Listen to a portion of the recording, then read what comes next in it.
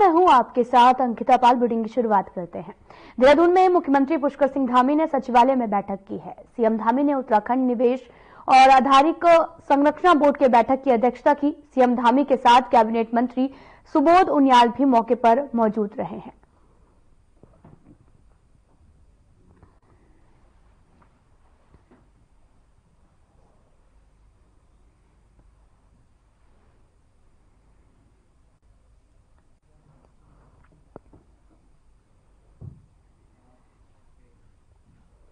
Uttarakhand BJP के प्रदेश अध्यक्ष महेंद्र भट्ट ने पार्टी नेताओं को चेतावनी देते हुए उन्हें पार्टी फोरम में भी अपनी बात कहने की नसीहत दी है। बीजेपी के प्रदेश अध्यक्ष महेंद्र भट्ट के इस बयान के बाद में कांग्रेस के पूर्व प्रदेश अध्यक्ष और चक्राता विधानसभा सीट से विधायक प्रीतम सिंह ने कटाक्ष किया है। उन्होंने कहा कि केवल कार्यकर्ता ही नहीं बल्कि बड़े पदों पर बैठे लोग भी इस बात का विरोध कर रहे हैं। उन्होंने बीजेपी विधायक मुन्ना सिंह चौहान का जिक्र करते हुए कहा कि नगर निकायों में आरक्षण के मुद्दे को लेकर मुन्ना सिंह चौहान ने भी अपने सरकार के इस निर्णय का विरोध किया है। उन्होंने कहा कि तमाम लोग इसका लगातार विरोध कर रहे हैं। वहीं कैबिनेट मंत्री गणेश जोशी ने प्रदेश अध्यक्ष के इस बयान का समर्थन करते हुए कहा कि जिसको भी बात करनी है पार्टी के वरिष्ठ नेताओं से बात करें, मीडिया में या फिर अन्य जगहों पर बात ना करें।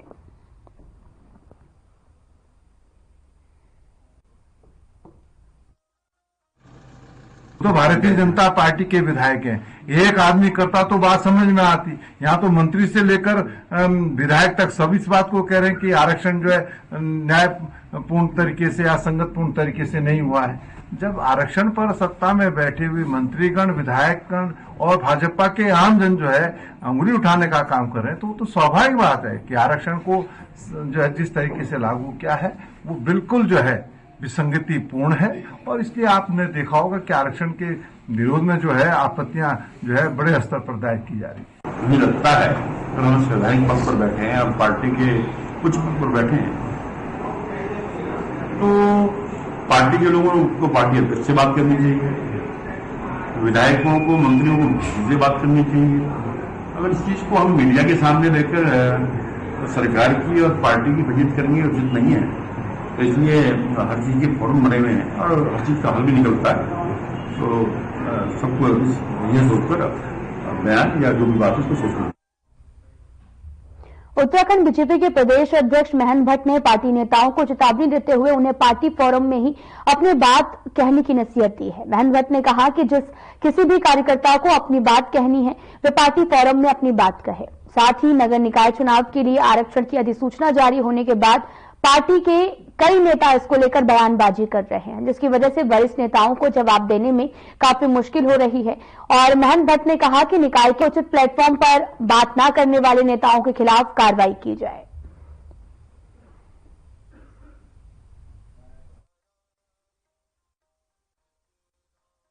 देखिए, अभी आरक्षण के लिए सरकार ने आपत्तियां मांगी है। अनेकों नगर निगम पालिकाओं में आपत्तियां दर्ज हुई हैं और उसके बाद गुजरात में आरक्षण डिक्लेयर होगा।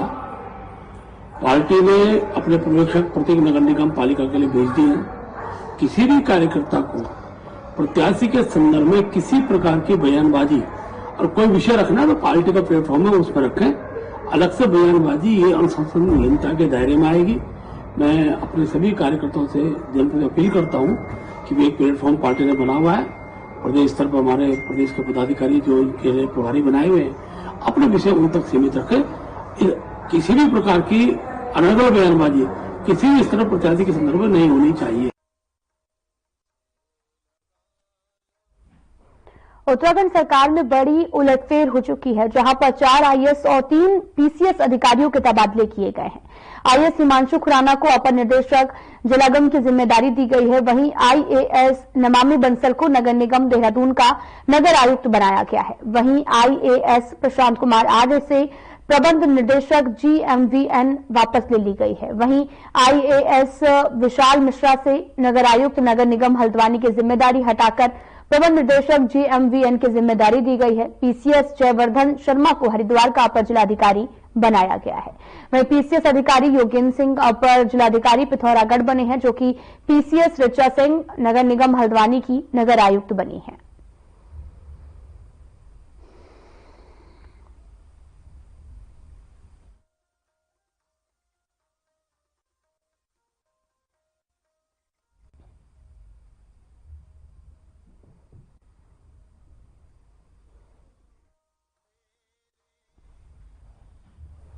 मेडिकल कॉलेज के बेहतर संचालन को लेकर शिक्षा मंत्री डॉक्टर धन सिंह रावत ने एसओपी बनाने के निर्देश भी दे दिए हैं, जिसके तहत सभी चिकित्सकों और कर्मियों को बायोमेट्रिक उपस्थिति दर्ज होगी। और वहीं इस बात पर डॉक्टर आशुतोष सयाना ने भी कहा कि एसओपी बनाने को लेकर सभी मेडिकल कॉलेज के प्राचार्यों के साथ में बैठक की गई है और सभी डॉक्टर और कर्मियों के दायित्वों को इन सबको देखते हुए एसओपी बनाने की आवश्यकता पर जोर दिया गया है।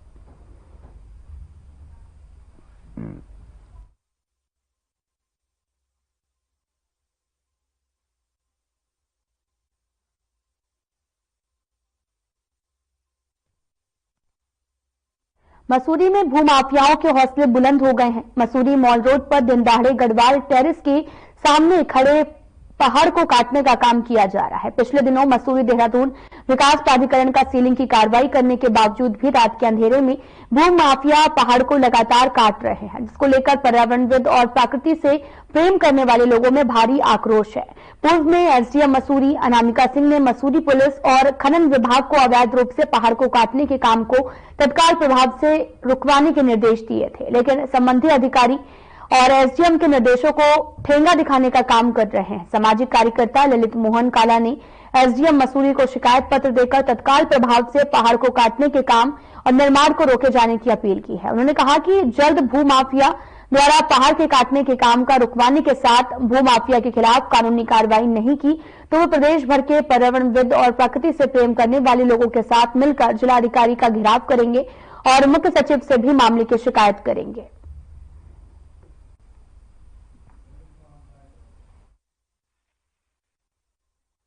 पर्यटक स्थल है और पर्यटक स्थल पहाड़, हरियाली और अपने पेड़ों के लिए जाना जाता है। तो मसूरी जो पर्यटक आता है वो पहाड़ देखने आता है, पेड़ों को देखने आता है, हरियाली को देखने आता है। लेकिन विगत कई वर्षों से मसूरी के जंगल और पहाड़ों पर माफियाओं की नजर लग गई है और वो पहाड़ और जंगलों को बर्बाद करने में तुले है। उसका एक उदाहरण हमारे सामने है सेंट एंड्रयू स्ट्रीट। ये गढ़वाल टेरेस होटल जो सरकारी होटल है उसके ठीक सामने है। इस पर बिल्डर्स के द्वारा जो मसूरी का एक माफिया भी बन गया है, उसके द्वारा पहाड़ को काट करके रात के अंधेरे में पहाड़ को काटा जाता है।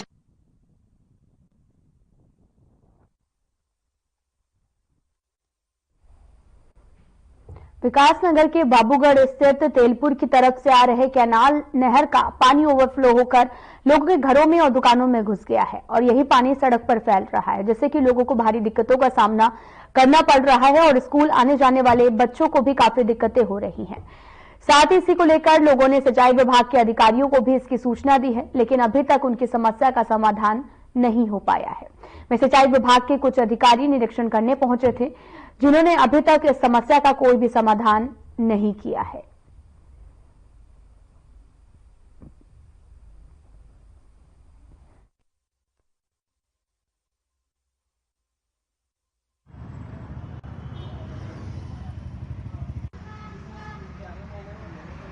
जी हाँ, माननीय चिकित्सा स्वास्थ्य एवं चिकित्सा शिक्षा मंत्री जी के द्वारा जो निर्देश दिए गए थे उसमें जो ये एसओपी बनाने की बात थी माननीय मंत्री जी के द्वारा, जो इसमें हमने एक बैठक कर ली, सभी मेडिकल कॉलेजों के प्राचार्यों के साथ जो है एक बैठक करी है और विस्तृत चर्चा हुई है।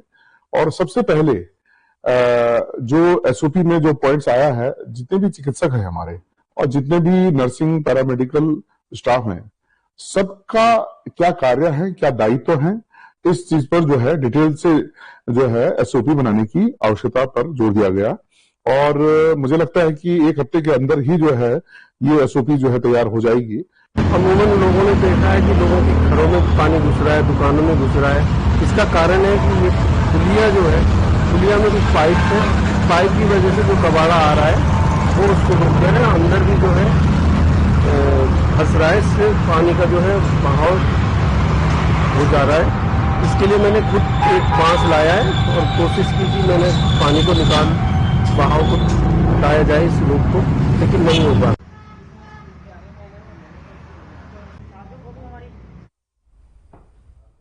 इस समय सर्दी का मौसम शुरू हो चुका है और बीमारियों का प्रकोप भी बढ़ने लगा है। विकासनगर के उप जिला चिकित्सालय में खांसी, जुकाम, बुखार के मरीजों की संख्या काफी देखने को मिल रही है। इसी को लेकर उप जिला चिकित्सालय के डॉक्टर केसर सिंह चौहान का कहना है कि सर्दी से बचाव के लिए गर्म कपड़े पहने, ज्यादा सर्दी में बाहर ना निकलें।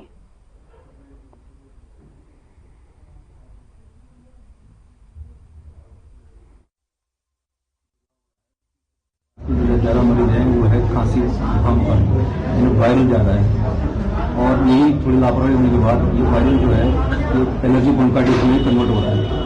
बड़ों में ज्यादा ब्रोंकाइटिस हो रही है, छोटे बच्चों में भी रेस्पिरेटरी इन्फेक्शन की चालू ले रही है। इसमें ज्यादा उल्टी दस्त के बच्चे में ठंड की वजह से ज्यादा प्रिकॉशन यही है कि भाई आप इसमें ठंड से बचें, खासकर सुबह शाम की ठंड होती है उससे खासकर अपना सर्दी करके रखें और एकदम गर्मी से सर्दी में सर बचाव कैसे करा जाए? कुछ बचाव ठंड से बचें, कपड़े गर्म कपड़े पहने, अपना तो ठीक से बहुत शाम को किसी बाइक जाना तो अपना टोपी और ग्लव्स पहन के जाए। कांग्रेस आज कांग्रेस मुख्यालय से राजभवन कूच करेगी और कांग्रेस प्रदेश अध्यक्ष करण माहरा के नेतृत्व में राजभवन कूच किया जाएगा। इसमें प्रदेश सह प्रभारी सुरेंद्र शर्मा, वरिष्ठ पदाधिकारी और कार्यकर्ता शामिल होंगे। उद्योगपति गौतम अडानी को भी बचाने और मणिपुर हिंसा पर प्रधानमंत्री की चुप्पी से कांग्रेस में नाराजगी है।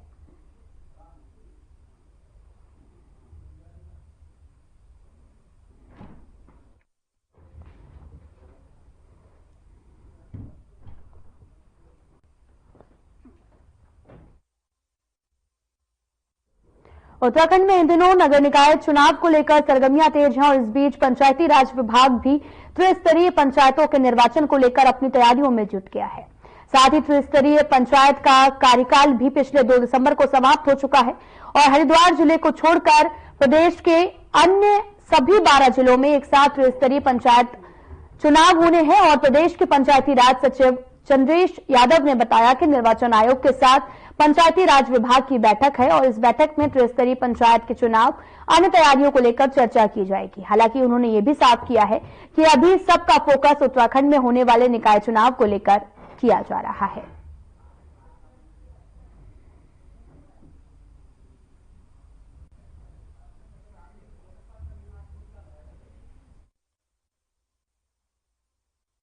पंचायत चुनाव को लेकर हमारी तैयारियां चल रही हैं, लेकिन पहले सरकार की प्राथमिकता नगर निकाय के चुनावों को संपन्न कराना है। उसकी नगर निकाय जो नगर विकास विभाग है उसके द्वारा अपनी तैयारियां की जा रही हैं। जहां तक पंचायती राज के त्रिस्तरीय चुनाव का संबंध है, आज हमारी निर्वाचन आयोग के साथ बैठक है। उसमें जो आगे की कार्रवाई है उसके बारे में निर्णय किया जाएगा।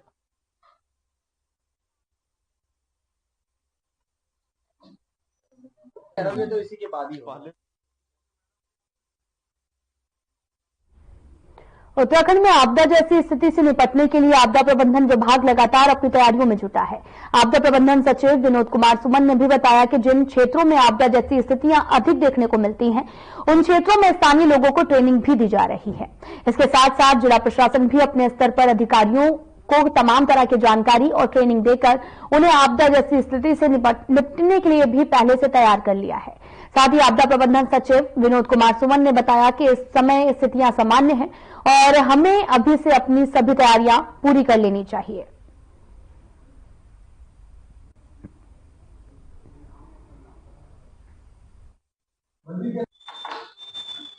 ट्रेनिंग का कार्य हमारा पहले से ही चल रहा है, कोई नया कार्य नहीं है। हमारा प्रयास है कि जब आपदा का समय नहीं है तो उसमें हम लोग तैयारी का समय मानते हैं उसको, और जितनी अच्छी तैयारी होती है उतना अच्छा हम आपदा में मैनेज कर पाते हैं। तो उसी के क्रम में इसमें ट्रेनिंग का कार्य चल रहा है, सभी जनपद के द्वारा किया जा रहा है। अब हमारा प्रयास है कि स्कूलों में या जन समुदाय तक या जिस जगह ज्यादा आपदा आती है वहां पर हम ट्रेनिंग करावें। उस दिशा में कार्रवाई चल रही है और उसको थोड़ा सा एग्रेसिव तरीके से करने की प्लानिंग चल रही है। अभी योजना बन रही है हमारी, बहुत जल्दी हम इसको लॉन्च करने वाले।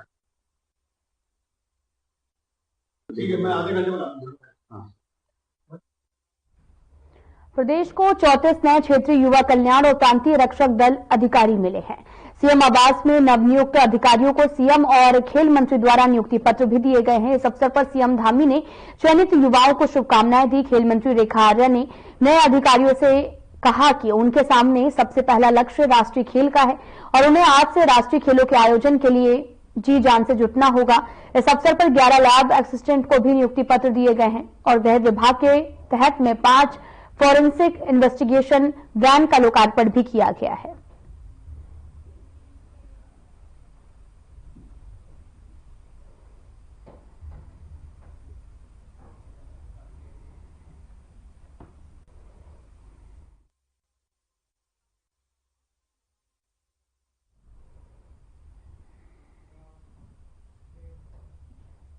पौड़ी क्षेत्र के स्थानीय विधायक राजकुमार पोरी ने विधानसभा वासियों से प्रधानमंत्री सौर घर योजना के तहत अपने घरों की छतों और बंजर पड़ी जमीनों पर योजना का लाभ लेते हुए सोलर पावर प्लांट स्थापित करने की अपील की है। उन्होंने कहा कि प्रदेश सरकार ऊर्जा उत्पादन के पारंपरिक स्रोतों के अलावा अपारंपरिक ऊर्जा स्रोतों से बिजली उत्पादन को प्राथमिकता दे रही है, जिसके तहत उत्तराखंड अक्षय ऊर्जा विकास अभिकरण उरेडा के माध्यम से गैर परंपरागत स्रोतों को बढ़ावा भी दिया जा रहा है।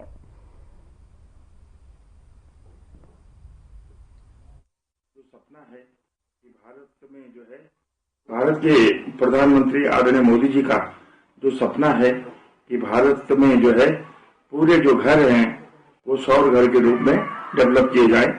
और सौर घर का मतलब ये है कि हम विद्युत का उत्पादन सूर्य से करें ताकि हम लोगों को दूसरी बिजली पे डिपेंड न रहना पड़े, हम अपने आप जो है सक्षम बने और उससे हमको रोजगार भी मिलेगा। तो इसी परिप्रेक्ष्य में जिले के अंदर हमारे पौड़ी जनपद के अंतर्गत भी 177 रूफ टॉप जो योजनाएं हैं वो होने वाली हैं और इसके माध्यम से अभी इसमें से 140 रूफ टॉप योजनाएं स्थापित की जा चुकी हैं। भारत के प्रधानमंत्री आदरणीय मोदी जी का जो सपना है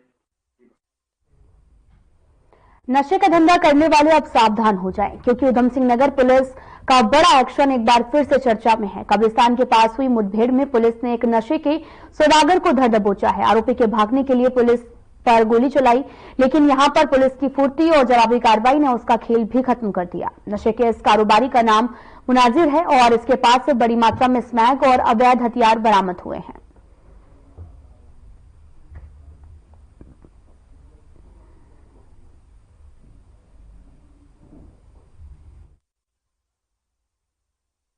काशीपुर पुलिस और एसओजी के द्वारा काशीपुर में कब्रिस्तान के पास चेकिंग की जा रही थी। उसमें एक बाइक सवार को रोकने का प्रयास किया गया, लेकिन वह रुका नहीं और बाइक छोड़कर भागने लगा।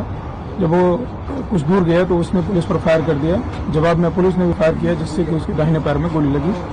उसे गिरफ्तार किया गया, उसकी चेकिंग की गई, जिसमें कि लगभग 250 ग्राम के करीब स्मैक बरामद हुई और उसके पास से एक तमंचा मिला। अभी उसे अस्पताल ले आया गया है, वह सुरक्षित है और उससे और पूछताछ की जाएगी, जिससे कि उसके साथ शामिल और लोग जो कि स्मैक का काम करते हैं और जो अवैध नशे का व्यापार करते हैं उनकी जानकारी ली जाएगी। अभी पूछताछ से कुछ मुकदमों को उसने स्वीकार किया है कि उसके ऊपर 2 या 3 मुकदमे पंजीकृत हैं।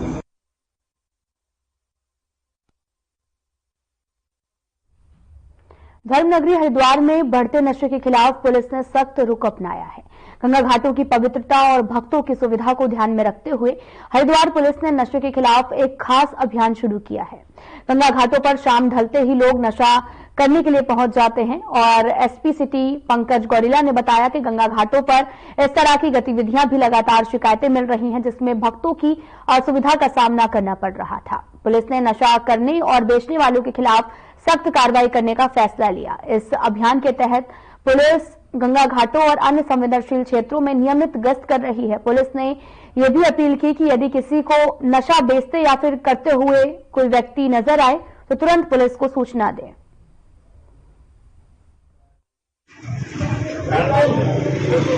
आज परिवहन विभाग, पुलिस और नगर पालिका के द्वारा एक संयुक्त अभियान जो है, यहाँ पर जो नो पार्किंग जोन में वाहन खड़े होते थे इनके खिलाफ चलाया जा रहा है। इसमें अब जो है हम इनको वाहनों को सीज भी कर रहे हैं, साथ साथ इनके जो है लाइसेंस निरस्तीकरण की प्रक्रिया भी साथ साथ चल रही है। और अब इन पर जो है भारी जुर्माना लगा करके इनको छोड़ा जाएगा और काफी लंबे समय तक इनको जो है सील भी रखा जाएगा। ये जो प्रक्रिया है अब ये अभियान हमेशा लगातार जारी रहेगा। इसमें इस प्रकार के अभियान रेगुलर रहेंगे तो निश्चित रूप से इस पर जो है कार्यवाही होती रहेगी। मसूरी विंटर कार्निवल का प्रोग्राम है, क्रिसमस है, नए वर्ष है, शीतकालीन यात्रा है, चार धाम यात्रा है। नए वर्ष की बहुत ज्यादा क्राउड को आगामी देखते हुए अब जितने भी रास्ते पे इलीगल तरीके से नो पार्किंग में जितनी रेंटल गाड़ियां या अन्य गाड़ियां खड़ी है तो उनको सबको हटाया जा रहा है, चालान किए जा रहे हैं ताकि आगामी नए वर्ष तक सफल आयोजन नहीं है। चालान रोज ही होते हैं लेकिन क्योंकि टूरिस्ट प्लेस है तो बाहर से नए आते जाते हैं, वो फिर दाएं बाएं जगह देख के खड़ी कर देते हैं। तो उसके खिलाफ भी हम सख्त एक्शन कर रहे हैं। कुछ फोर्स और हमारी आ रही है नीचे से।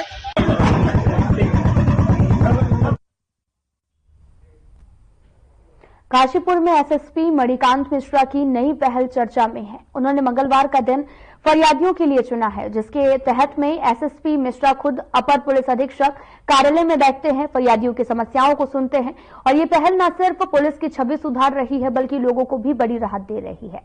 करीब 80 से भी 100 लोग अपनी शिकायतें लेकर यहां पर पहुंचे हैं और एसएसपी ने हर मामले को सुना है और कई मामलों पर मौके से निस्तारण किया। बाकी मामलों के अधिकारियों को निर्देश दिए गए कि सभी समस्याओं को 1 हफ्ते के भीतर सुलझाया जाए।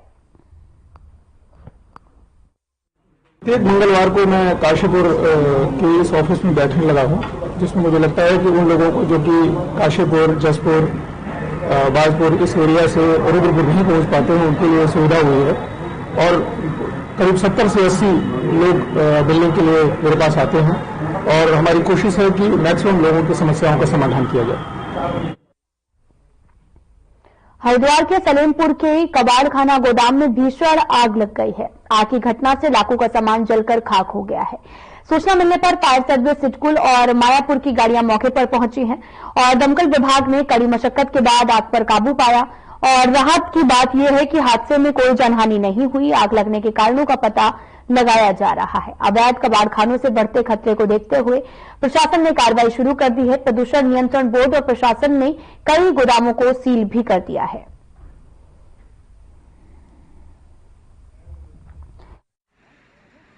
गोदाम में भीषण आग लगने का मामला सामने आया। तस्वीरें आपको दिखा रहे हैं जो कि हरिद्वार से हैं, जहां पर कबाड़ के गोदाम में भीषण आग लग गई और आग लगने से इलाके में अफरा तफरी का माहौल बन गया। तो वहीं लाखों का सामान जलकर खाक होने की बात भी जो है वो सामने आई है और वहीं बड़ी मुश्किल के बाद में फायर ब्रिगेड को सूचित किया गया और कड़ी मशक्कत के बाद आग पर काबू पाया गया। लेकिन तब तक लाखों का सामान का जो नुकसान है वो हो चुका था और आपको बताते चले कि मौके पर पहुंची फायर ब्रिगेड ने आग पर काबू पाने की कोशिश की। तस्वीरें आपको दिखा रहे हैं जो कि हरिद्वार से हैं।